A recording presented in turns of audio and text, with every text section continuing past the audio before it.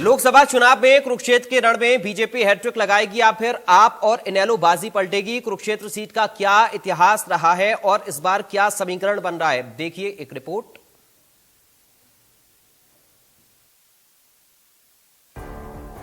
कुरुक्षेत्र के चुनावी रण में इस बार किसके सिर ताज सजेगा, ये तो 25 मई को मतदाता तय करेंगे। लेकिन इस युद्ध में उतरे महारथियों ने अपनी अपनी जीत के लिए पसीना बहाना शुरू कर दिया है। सुबह से लेकर देर रात तक मुख्य पार्टियों की ओर से चुनावी रण में उतारे गए योद्धा अपने अपने तर्कस से तीर निकालकर एक दूसरे पर निशाना साध रहे हैं। 2014 में पहली बार कमल खिला था।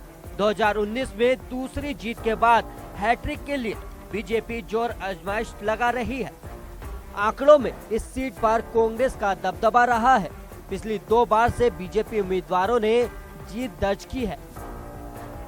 महारथियों के साथ संबंधित राजनीतिक पार्टियों की निगाहें भी सियासी महाभारत पर टिकी हुई है। आंकड़ों पर नजर डालें तो इस सीट पर पूर्व में कांग्रेस का दबदबा रहा, लेकिन पिछले 2 लोकसभा चुनाव से ये सीट बीजेपी के खाते में रही है। खास बात यह है कि इस बार कांग्रेस ने गठबंधन के साथ इस सीट को आपके खाते में दे दिया है।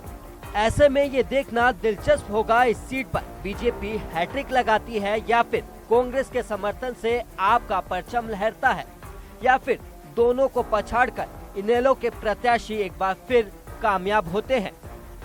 कुरुक्षेत्र लोकसभा सीट का इतिहास। साल 1977 में लोकसभा सीट अस्तित्व में आई। 1977 में जनता पार्टी के रघुवीर सिंह सांसद बने। 1980 में जनता पार्टी सेकुलर के मनोहर लाल सैनी सांसद बने। 1984, 1991, 2004, 2009 में कांग्रेस का दबदबा रहा। साल 2014 में बीजेपी का कमल पहली बार खिला।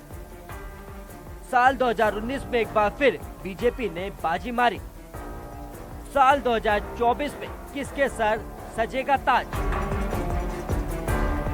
वहीं इस बार कुरुक्षेत्र का चुनाव बेहद महत्वपूर्ण नजर आने वाला है, क्योंकि इस बार बीजेपी की तरफ से हाल ही में बीजेपी में शामिल हुए नवीन जिंदल मैदान में हैं।